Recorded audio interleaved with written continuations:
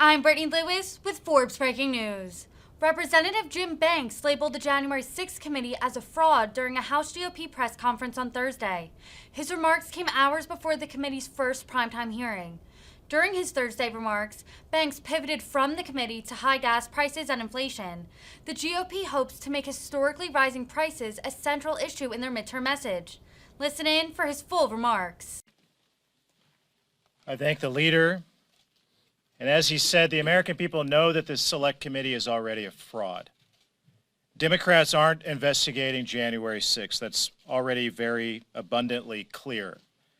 As the leader said, they're trying to use this select committee as a Trojan horse to abolish the Electoral College, to intimidate President Trump's aides, to block him from ever appearing on the ballot again, and to prevent his supporters from participating in American democracy. Gas today in my hometown in Columbia City, Indiana is $5.25 a gallon.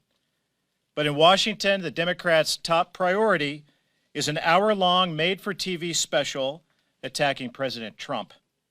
Americans aren't buying it. Voters see that even after nearly 2 years of Joe Biden, the Democrats still refuse to lead.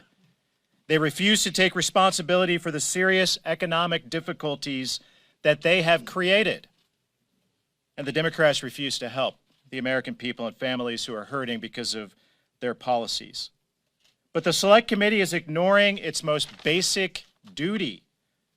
The Democrats aren't asking the simple questions about what happened on January 6th. Before their investigation even started, Speaker Pelosi turned the Select Committee into an unprecedented sham. She blocked Jim Jordan and I to serve on the Select Committee. It's never happened before in American history. And no speaker in history has ever done something as partisan as that, as what Speaker Pelosi has done. But why does she do it? She did it because she's afraid. Speaker Pelosi doesn't really want a real investigation into January 6th. That's why her sergeant at arms refused to cooperate with a bipartisan Senate committee investigation. She was afraid of what they would uncover. But House Republicans continued to conduct our own ad hoc investigation into January 6th. Our goal is to answer the questions that this select committee is ignoring. Questions that you're not going to hear about on the primetime special tonight. Questions that must be answered to keep Congress and the Capitol Police officers safe in the future. And here are the questions that you should be demanding answers from the Select Committee members as well. First of all, how is it possible that the Capitol Police, we now know, was half-staffed because of COVID on January 6th? Second, why were our officers under-equipped on that day?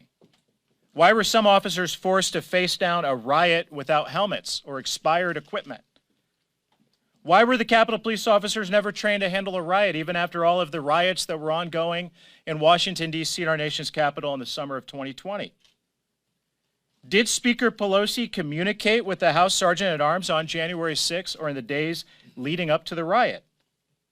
Why didn't the Capitol Police's intelligence unit raise the alarm about potential violence when they had intelligence going back weeks before January 6th that told them that something was going to happen?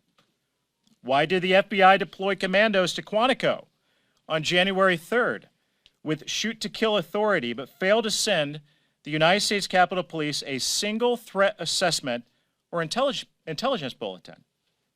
Was Speaker Pelosi involved in the decision to delay National Guard assistance on January 6th?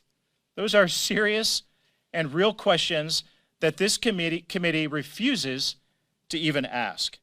Speaker Pelosi doesn't want to answer those questions because she knows that the answers to those questions leave a trail of breadcrumbs right back to her office, underscoring her negligence, her lack of leadership as the Speaker of the House.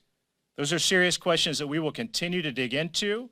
Our report will be coming and it will be finished in the weeks to come, and we will present to you serious issues and recommendations of what Congress and the next Speaker of the House can do to provide better leadership and secure the United States Capitol so that something like January 6th never happens again. With that, thank you. I yield to Whip Scalise.